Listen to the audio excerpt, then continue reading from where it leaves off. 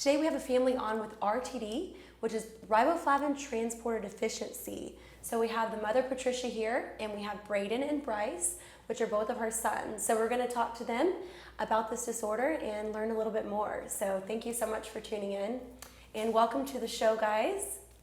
Thank you. Yeah, glad to have you. So I always like to just start by learning about, your family, because I know you have other children, and when exactly this came about that they had this disorder. So I have 4 children, and it was just after my 4th was born. Okay. She was 2 weeks old when Bryce lost his hearing. And at that point, we still didn't know that it was RTD. We didn't think anything. We just started getting him tested to try to find out why he lost his hearing. We started down the cochlear implant process, and thank goodness, because they're very thorough. Mm-hmm. We saw an ophthalmologist and a neurologist and all those little pieces, and eventually even a geneticist, because we opted to do genetic testing. Oh, really? Mm-hmm. In the meantime, we thought it was just hearing loss, but we kept seeing like slow decline happening with them, their balance, the vision. When he lost his hearing, we also noticed that he would sit really close to the television, Mm-hmm. and that wasn't something. He would actually go stand right by the television, and things that we thought were a little weird. So he was actually developing all of these before Brayden? Mm-hmm. Is that right? Yeah. Okay, so his kind of developed at a later age. He was a little bit older. Interestingly, they were kind of parallel in their journey. There were symptoms that we didn't recognize. Okay. The hearing loss was a big one that got our attention. Mm-hmm. But I did talk with our pediatrician about some things with him. He complained about his stomach hurting. He would fatigue easily. Mm-hmm. And then for him, his balance was just becoming worse. And he just said, "Oh, all 2-year-olds are clumsy. It's nothing to worry about." And, I just didn't feel right. He was my 3rd child at that point, and I didn't think it, Yeah. but he was a pediatrician. We kind of just went with it. And once he lost his hearing, that's where we really did testing and Mm-hmm. eventually got to genetics. And even with genetics, it took us a while to get answers. Really? They did 3 rounds of genetic testing. Okay. The exome sequencing, which is the big genetic test, is what gave us a diagnosis. So both your husband and you both have the gene, is that right? Right, we're both carriers. We each have, you have your 2 genes. We each have a regular gene, and then we have a mutated gene. And so when you have a child, the recessive gene, these 2 got it. Okay. And then one of our baby, our youngest, she's a carrier as well. And so we just have one that's a non-carrier, and everyone else is affected either as a carrier or with the disease. I see. So when I look at them, they look, perfectly healthy, and, you would never know that really there's anything going on. I mean, I realize that they've had these implants, put onto their skull, but other than that, I mean, they really, really do. So I wanted to ask you, Brayden, so are you athletic? Do you play sports? I don't do teams, but sometimes I do camps. Camps where there's sports involved? What's your favorite sport? Basketball. Basketball? Awesome. What position do you play? I mostly just try to shoot in. Okay. You enjoy it? That's awesome. And what about your brother? Bryce, do you play sports?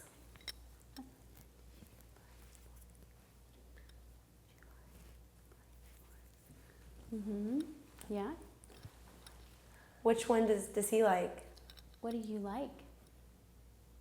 Which one? Do you like the ninja? You like swimming? Swimming? They're doing swim team right now. Oh, great. Like as a YMCA, or is it just part of a... Just our neighborhood feeds into another neighborhood, and so they're participating in the swim team. That's awesome. I feel like that's one thing, I mean, as children, no matter kind of what's going on, it's like whenever you play sports, it's a different energy that you're able to create regardless of if you are able to speak or, certain sensory nerves. It just seems like it would be really healthy for them as, individuals. Because, me as an athlete, just the way it makes you feel, especially if you're good and they look like they could both be really good athletes, So they enjoy it for sure. It has its challenges. So he takes his implant off to do the swimming, and then he's deaf. He becomes deaf. Okay. So that's a little bit challenging. And then he has slight ataxia. So when they stand on the blocks to get ready to jump in to do their dive, just kind of just feels a little, unstable. For him, we actually learned a little bit more about ataxia with him. Just the freestyle rocking back and forth is a challenge for him because it makes him a little dizzy. Okay, so ataxia, I'm not familiar. So what ataxia, is that something with your balance? It is. It affects your balance. So if you watch him walk, it's gait ataxia. You can notice the gait. He kind of has his legs a little more spread apart. Okay. As he's walking, he has a harder time knowing where his body is in space. A harder time, it's easier to run than it is to walk, and he's like a bull in a china hutch. Yeah, definitely. So I want to know their routine daily, as it relates to tending to this specific disease or disorder. That I think you had mentioned is a vitamin. It's a matter of them taking different vitamins. Is that right? That's and we'll definitely speak more on this when we bring Jen, our dietitian, on, because I know that she's kind of done some research and maybe there's some other things that she can help out with. But is that, aside from them waking up and being normal children, it's just taking those vitamins on a 3 times a day basis? It's a little different than that. For him especially, he has different equipment. Okay. He doesn't have his back brace on right now, but he usually has a brace to help with his scoliosis. Okay. He has the cochlear implants, of course, his glasses, and then one thing I didn't know before Cure RTD that I know now is when they take their vitamins, they need to do it with food so that their body can absorb more of the riboflavin, which they're really dependent upon. So just always have to make sure they eat and always thinking about the vitamins because they don't think about it. So Correct, I have to think about it. No, of course. And with the other 2 children, does it affect like the home life, and are they used to growing up with, with their brothers being this way, or in what ways does it affect you guys? I think they've, especially the youngest, she doesn't know differently, but for sure, he's very clumsy, and so he runs into you and steps on you and grabs onto you, to keep his balance, and so she's kind of used to that. But then he's also, a ball of energy. Yeah. You're the calm one, huh? Yeah. He does have a lot of energy, which is a huge blessing because before the diagnosis, he was very lethargic, and it's pretty sad. But so you're like, hey, have your energy. We celebrate it. Yeah, I celebrate it, accept energy. it, entertain it. Yeah. Yeah. No, definitely. I guess the other thing I was, curious about, with what you do have, the connections and stuff, is that something that they sleep with, they shower with, or do they have to be removed? They take them off at night and swimming, shower, different things like that. Do you want to tell her a little bit about it? Well, I take my implants off when I go to bed, and for when we do water activities. Then you have to, and do you charge it at night, or is it something that just consistently? Well, they have battery, we have to buy batteries. Okay. And then it will beep if it's Low battery. If it's off, then it will beep. Or if it's on and it beeps, it means it's dead.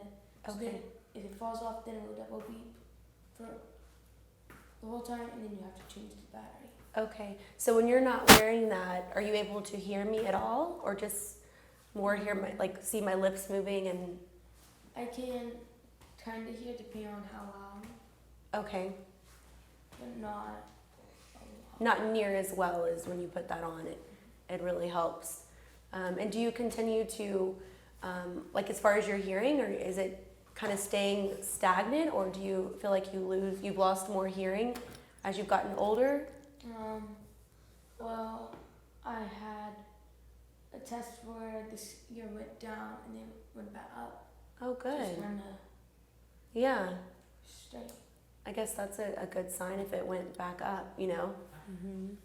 And all of this is just from the vitamin. All of it's from the vitamin. It is just. It's bizarre. It took me a long time to accept that this is real. Like this is, you know, what's happened. Goodness, of course, yeah. Yeah. No, absolutely. Well, I want to bring Jen on. We can even talk, you know, in a variety of ways, but, you know, she knows so much about just the intake of what they're eating on a daily basis. And I guess, I mean, vitamins, that's so specific, but even other, you know, things that they're eating might have a high level of vitamin B that you probably are aware of, but maybe there's some insight she can give. So we're going to take a quick commercial break and we're going to come back with Jennifer. Welcome back to Hatching for Health. We have Dietitian Jennifer Mejias who has joined us on the show. Thank you for being here. Thank you so much for having me. Yeah, we have had her on before. So she's going to talk to us a little bit about vitamin B2, which is riboflavin. So very important, specific to RTD more than anything. So kind of share with us a little bit about what your research has concluded and talk to Patricia and the boys. Well, as Patricia said earlier, it's incredible how much just supplementing riboflavin is. And it's more than that because riboflavin is a water-soluble nutrient vitamin. There's fat-soluble and water-soluble. So the problem with that is the body doesn't store it, okay? So let's say they take in a lot of riboflavin, but they don't have a transporter. So maybe they need higher doses because it'll just go right back out. And so our body doesn't produce it naturally. So as you were saying, right, that your hearing got better once we started supplementing. And again, it's a treatment, it's not a cure. And that's where it becomes difficult. Patricia, tell Jennifer, I know that we talked a little bit with Dr. Nader about the amount of vitamin B2 that you guys are having them consume each day. What were those numbers at, milligram wise? So Bryce takes 1,000 milligrams a day, and we divide that up three times a day. And then Brayden is taking 1,500 milligrams a day. Is that a lot? Is that a lot of vitamins? Yeah. Did I get that right?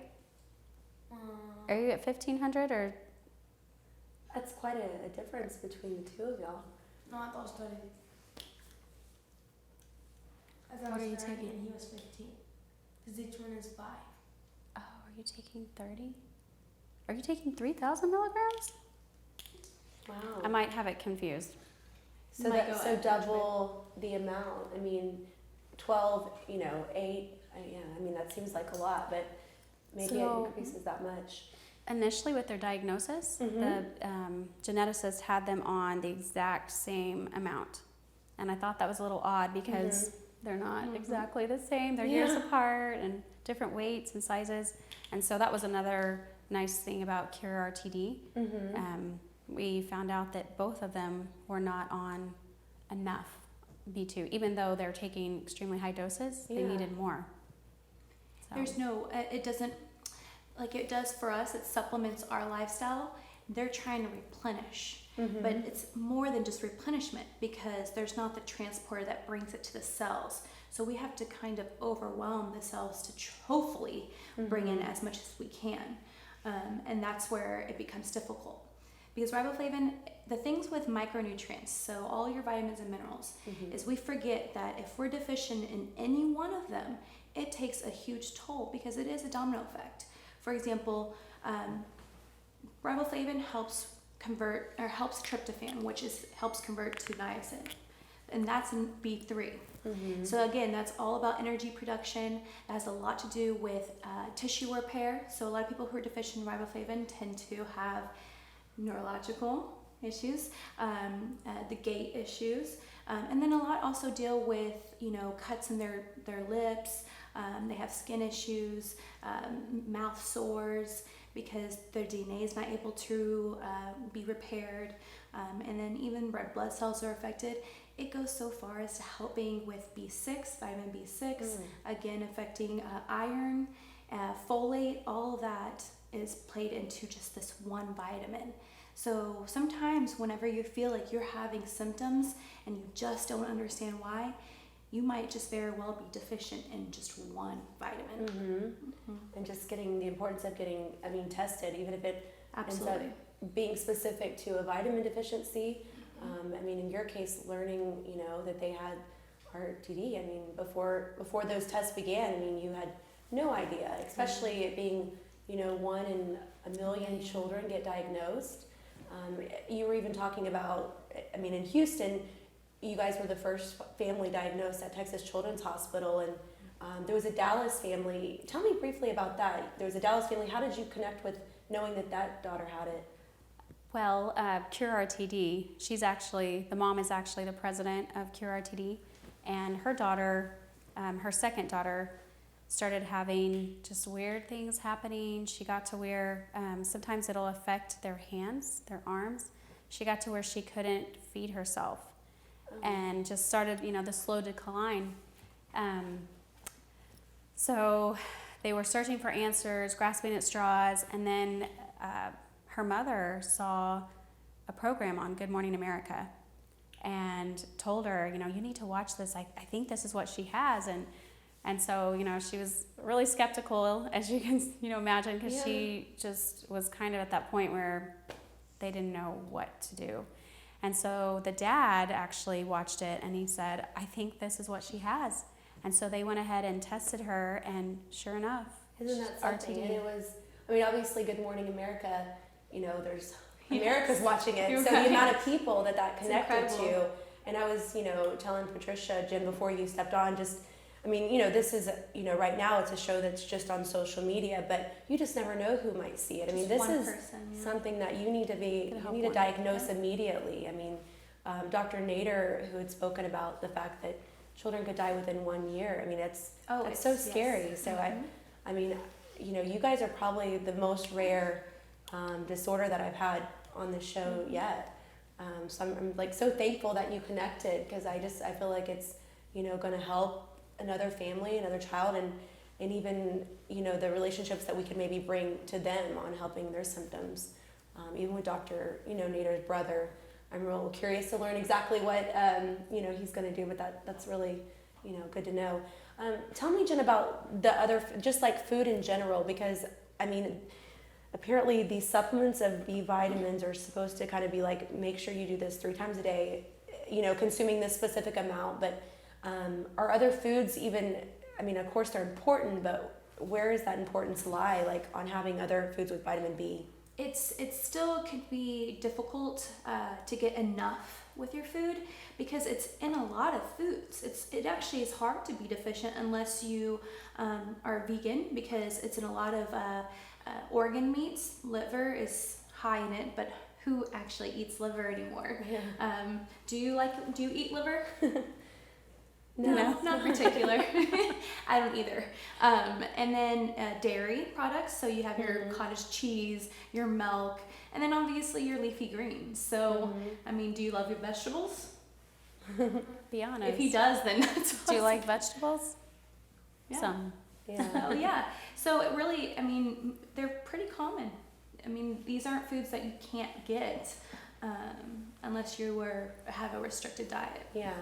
So Bryce, whenever you take the vitamin B2, and Brayden, you can also answer this, do you feel different when you take it? Does it kind of give you any kind of feeling? No? It's more... If you don't take it, that you probably realize it, but... If you don't take it, you don't feel it right away. Like, one time, I forgot my breakfast, and my stomach didn't hurt till lunch, and after I took my lunch vitamins, it still hurt. So it takes 30 minutes before it starts to start to absorb into your body. That's incredible. Because go ahead. Like, if I take my vitamins enough times, I took mine for a couple weeks, and when we went to Utah, I missed 2 days of vitamins Okay. by accident, and my stomach wasn't bothering at all. But then, if I continued more, then my stomach would have started to hurt, depending. You can't if I keep on taking it for a long time, and then I stop taking it for a couple days, then I continue, and then I decrease, and then continue. Okay. So you do feel different when you don't take them. Oh, absolutely. Actually. Before, or just right after his diagnosis, that was the number one complaint all through school was my stomach hurts. And it didn't matter if he had ice cream or a salad, it didn't make a difference. And I didn't know what to do for him. But as soon as he was on vitamins for a day or two, his stomach, and he stopped complaining. That was like the first thing I noticed. I was like, oh. And he will complain sometimes, my stomach hurts. Did you take your vitamins? So basically the riboflavin, that's what it does. It helps with metabolism of, your carbohydrates, fat, protein. So his body may be struggling to transport and metabolize each sector of each of our macronutrients. So again, that's where micronutrients play a big role in the macronutrient world. So that's incredible because we complain, oh, I don't feel a difference when I don't take my supplements. It's not working. He just showed that it makes an incredible, it makes an incredible impact difference on your well-being. for sure. What grade are you in? I'm 6. Sixth. Okay. Well, he's finishing up the 6th grade. 6th grade. Okay. He'll start 7th grade next year. Okay. And Bryce, what grade are you in school? Sorry, he loves your chairs. He loves the chairs. This next year, he's going to go to 3rd grade. Okay. And I did remember reading that it doesn't really affect their learning abilities, and they actually keep a strong mind. Obviously, they're having to learn probably via sign language, or at least Bryce is, but it doesn't affect the learning skills. That's correct. Is that right? Yeah, their cognition is maintained, although their body is changing and weakened.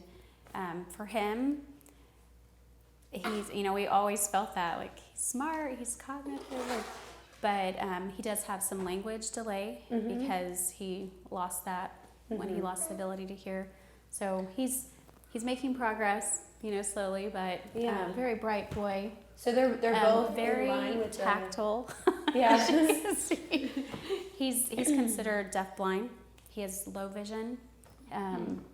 Along with the hearing loss, he also lost a lot of his vision, peripheral, and he can see things further away if they're large. Okay. But it's interesting. Like he dumped some trail mix in my hands, and he was picking out the M&Ms.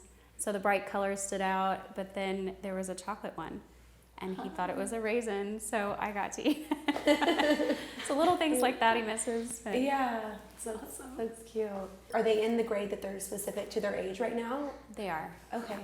Yeah, that's really good to know. He's in or going into 3rd grade. In math and science, they're very visual subjects, and so he's working at grade level. His language arts and reading, he's working below grade level, with the hope that he will, catch up. But Another question, what I was thinking about is with the vision, have y'all tested it on a regular basis to know if the vitamins are helping to, I guess delay it happening faster, or? that's a good question. So we go yearly to see the geneticist, and just this last visit that we had with him, he did blood work, and we found out that their iron is low, and it that does affect that. So now they're on iron supplements, but they do see an ophthalmologist yearly just to monitor their vision and make sure their prescription stays up to date. Interestingly, they prescribed him glasses, but they don't help him the same way that they do most people. Just with reading, it gives him a line or two more, but he still can't see very well. He's still very low vision. Okay. So has it improved, for the last has his vision improved, in the last few visits, or is it right now just been, kind of consistent with it being the same each? It's been pretty consistent. His hearing has showed some improvement compared to initially, but will there continue to be gains? We don't know. We hope so, but he's definitely made improvement from when he hit his low. For But sure. we don't know if he'll probably There's- not bounce back completely. There's just, I mean, it's so many areas that are affected that you would think, once more research is done for this, that they can definitely be cured. I actually feel more confident, in just kind of learning all these, because there's so many things with, the sensories, and you would think after enough research, looking directly at, the vision of this and the hearing of this, that they would be able to at least stop, that Yeah. process of, losing the hearing or losing their sight. Right. So It makes you think of what other transporter deficiencies are there. Mhm. Where in the pathway is it their transport not absorbing another nutrient? So Yeah, exactly. Well, is there anything else, Jen, that you wanted to share with Patricia, or any questions, Patricia, that you had for Jen as it relates to, intake you're of... ahead of the game. So I always learn from the mothers and the parents that go through the life of these conditions. So really, I'm learning from you. Maybe I try to encourage my kids to have a really good diet and to eat well. Of course, this one. And so, given your background, I think I already know the answer to this, but a good diet would only benefit them, correct? Just like It it only would all of us. But I think the best thing to do is focus on the word variety, right? That will help make sure they're getting the nutrients in every which way, and that they're getting different kinds of nutrients. So because we see that they play together, right? That you need this vitamin for this vitamin, right? So think of variety and think of colors. Make sure that you have one dark color on every single meal plate that you have, okay? And that you way, share that with your brother, or you share that information. Yeah. She's telling us it's important to eat good food, to eat healthy food, right? color your plate. Color. Lots For you guys, of color. most Green importantly, is the more most than other important, kids. right? Yes, I need it just as much too, and that's why. Yeah. Grapes, right? Those are good. Good. And I noticed the Apples? shirts that you had put them in today, it represents vitamin B2, is that right? That's right. It's a Okay. bright orange color. I made these shirts for them. He has one at home, but I made this for him.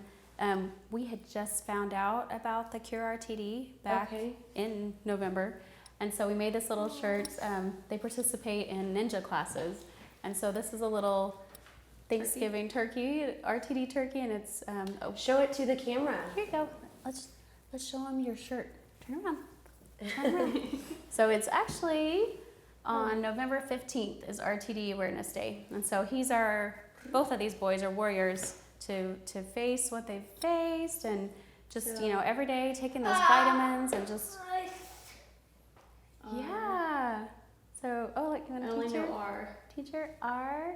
He makes really good R's. R T D T T. and then Very good. there you go. That's awesome. So why did you put that on there, Mom? Well, anything, Patricia, that you can share, any links or anything that addition to the curerrtd.org, I'll have her provide, and I'll definitely put on the hatchingforhealth.org website so that you guys can learn more. And if this is something that you feel like your child or someone has, I would encourage you to go there and read a little bit more. Welcome back to the Hatching for Health show. I am Jessica Hatch, and we now have Dr. Remi Nader, who has come on. He's a neurosurgeon here in the local Houston area, and he's going to talk to us a little bit about RTD and his experience, and we'll have the family ask some questions and just see what we can do to help. So thank you for being here. Appreciate it. Well, thank you so much, Jessica, for having me on the show. Yeah, and I'm glad you guys all got a chance to meet. Yeah, so talk to us a little bit. I know that you've kind of read up, on specifically what they have going on, and if you could maybe, enlighten us a little bit on your research. Yeah, absolutely. So Riboflavin Transporter Deficiency is actually a very rare condition, and it affects about 1 person in 1 million. So we actually happen to be here sitting down with the only family that is affected in the greater Houston area today. Isn't that incredible? So, and that's, you were told us from all of Houston and surrounding areas. You guys are in Tomball, is that right? Correct. And so, from your knowledge, you guys are the only family once you went to Texas Children's Hospital, and We're the first diagnosed family from Texas Children's. okay, So, yeah. yeah, that's very, very rare. So it's really a privilege to have you guys here with us today. So we can talk about this condition and create more awareness, as you say. It is what's called an autosomal recessive condition, which means that the parents carry the gene for the disease, but you need two parents to have that gene in order to have a child with the condition, basically. And it's essentially 1 chance in 4 of having a child with that condition, Really? if you have two parents Okay. with the gene. And basically. you have a third child. I actually have 4. Okay. And so there's a 50% chance that we could get a carrier, and 25 that would have it, 25% that would not have it. And we ended up with 2 that have it and a carrier and 1 that doesn't. That So, doesn't. Okay. Yeah. And you're saying from what you've read, there's actually, a chance if you could have 4 children and nobody could have it, or 1 in every 4. Every time it's, Yeah, essentially. So I mean, if you roll the Yeah. dice, 1 out of Yeah. every 4 kids you're gonna have has, is gonna have that condition, basically. So obviously you have two children who Yeah. have it, so you just happen to have had that chance, basically. And it's a very difficult condition, actually, to have. It affects your nervous system primarily. And usually patients or children will present with hearing loss. That's the most common symptom that we see.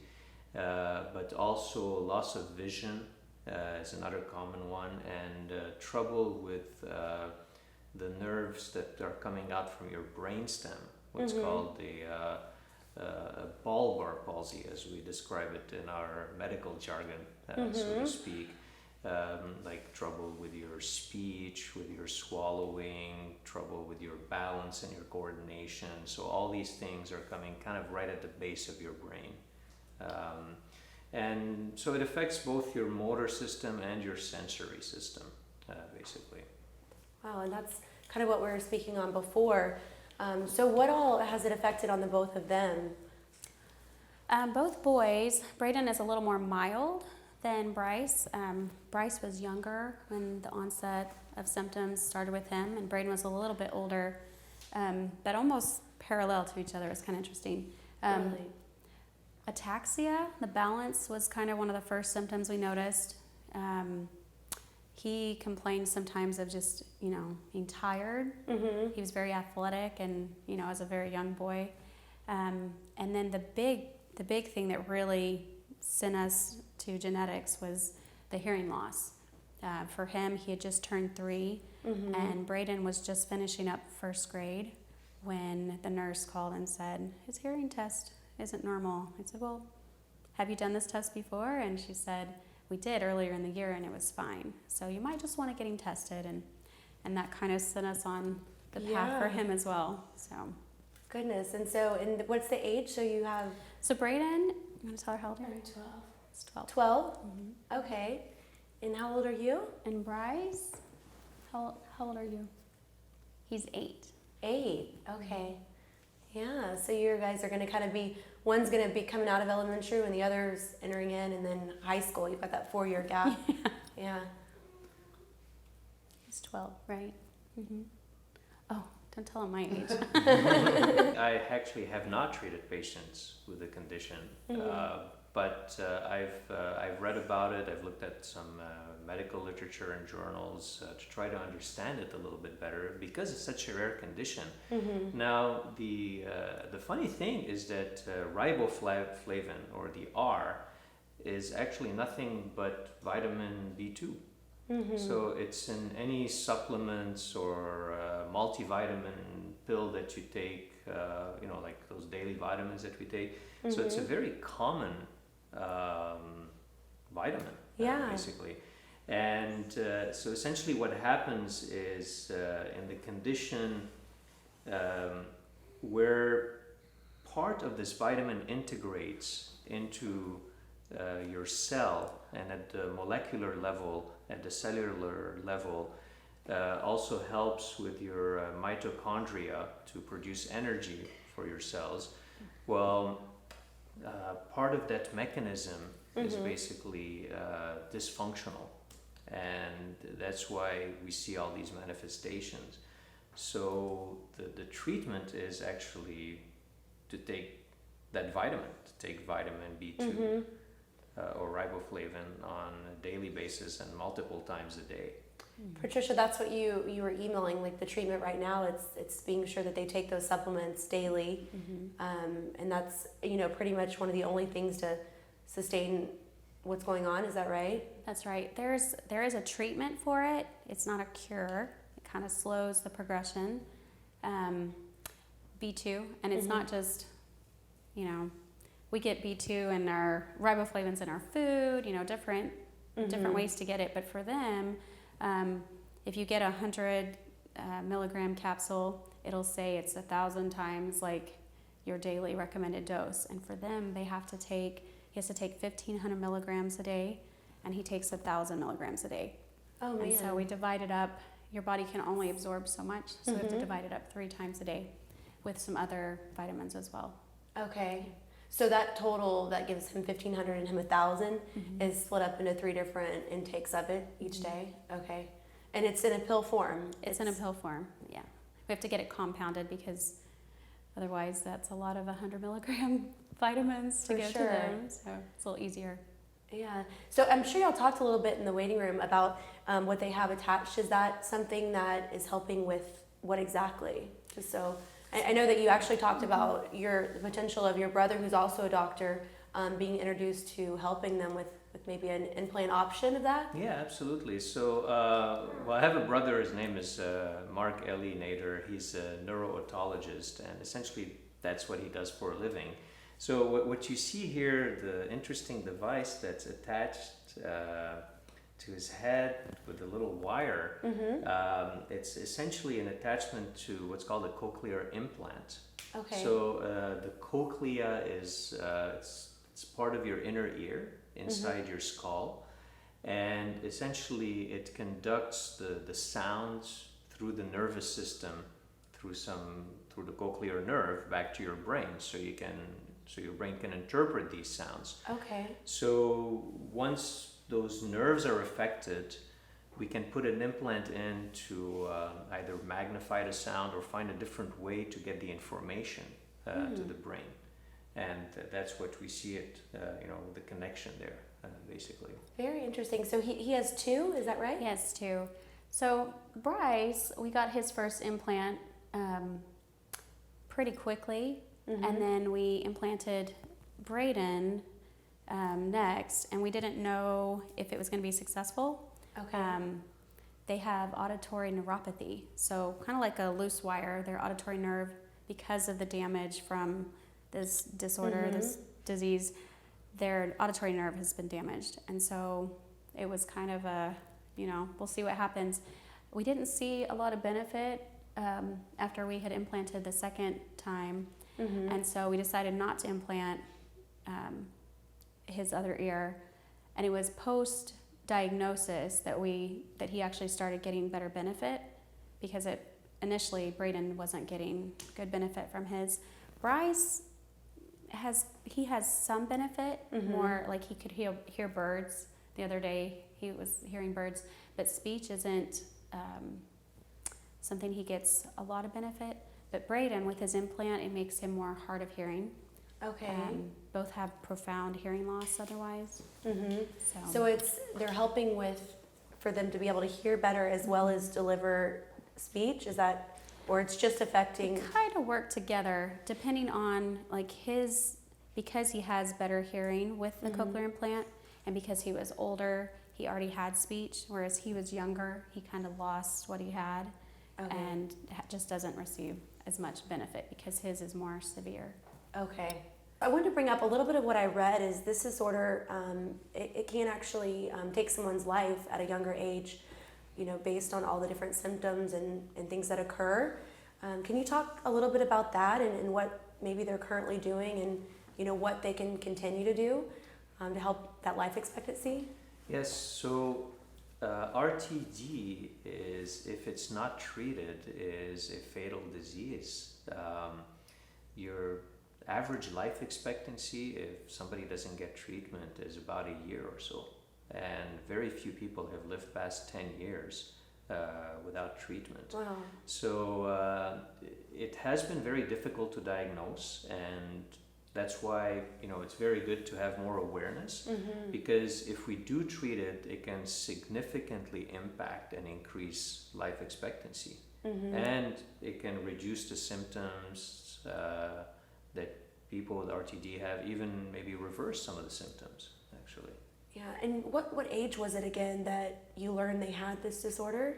He had just turned 3. Well, it was 2015, October of 2015. So about 3.5 years ago, we got a diagnosis. But just like he said, I told my husband that like every day. I said, I feel like he's dying. His symptoms were a lot more severe. He was on the same path, but not quite. At one point, he got to where he couldn't walk. He just would kind of scoot on the floor, and we had to use a walker, and his teachers even said, they were a little concerned about him. So thankfully, we got a diagnosis, started him on treatment, and we did, just like you talked about, we saw the improvement. It's kind of a little emotional seeing your child You're tearing me up, just hearing it from you firsthand. Watching them learn to walk the first time is pretty amazing, but the second time was a lot more emotional for us. So he just took one step at a time and slowly built up his stamina, and now he's all over the place. And we're thankful that we did get diagnosed and started on treatment. Definitely. It's been a big blessing. You mentioned, I think it's Cure RTD. Is that .org? Correct. Is an organization that is probably the only one that's really helped you guys with information and connecting to other communities. Okay. That has been the biggest blessing. It was hard to go through all that initially, and then for 3 years we had him on treatment, and then he developed scoliosis within that time. And so we just kind of saw his scoliosis progress. And I sent a picture to a friend. And so she has a special needs sister and researched and found curertd.org. And she sent it to me. And so I pulled up the website and I read on there, and I just, was kind of surprised that there's a lot more information out there than I was aware of. And so I contacted Dr. Keith Massey. He lives in Canada, and he has a daughter with RTD. And from there, found out that riboflavin B2 is definitely important, but mitochondrial support is important. So we learned about other vitamins for them to take, and started them on that right away. So they've just about a year or 3 years with them on treatment, and then now since November we've had them on full treatment. So we feel like that's really helped their energy. A lot. A lot more really in depth. helpful. You mentioned scoliosis. I know that was actually one of the things that alerted me to contact Dr. Nader, because obviously neuro, spine, that's his field. So with the scoliosis at this age, what can there be done just specifically for that alone?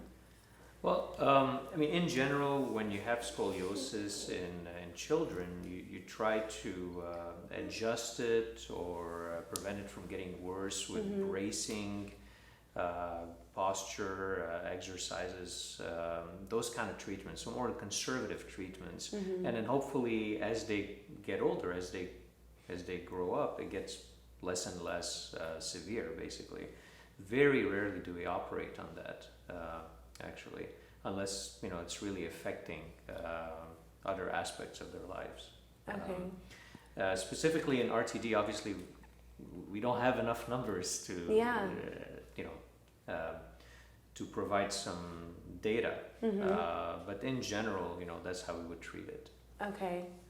Yeah, so it's about just continuously learning more and more. And I want to just bring up that's curertd.org is the website that helped Patricia quite a bit. And so I encourage others, if you feel like your child's having any of these symptoms, or even into the adult life, to definitely go on to that website. Is there any questions that you have specifically for Dr. Nader? I know I'm going to connect y'all after the show to get in touch with his brother, but anything else that you guys wanted to address or talk about? I mean, the ataxia was something, we did see a neurologist for the ataxia, and Yes. it was a little complicated because they had the implants and they're not supposed to have MRIs, and so it was a little tricky that way, but there was just a lot of unknown. But it's nice now to be on the other side to have a diagnosis, and but that might be something, Sure. down the road. Ataxia is a pretty Absolutely. common. I mean, that's a big one, and a lot of times it's what's called more of a central ataxia, coming from the brainstem or that part of the brain that can affect your balance and your walking, and a lot of times, with some physical therapy, with even just aquatics, just walking into the pool, and over time it should get better, I think, or at least stabilize. Yeah. One great resource, and I really want to stress that curertd.org resource, especially for physicians, Oh, absolutely. because of the awareness, and that's actually where I started my research, was looking at that website and then going from there and then looking at the medical literature on there. So. Yeah, and I'll additionally list that on the hatchingforhealth.org website, just in case you forget anything discussed today, so you're able to get to that link and learn more.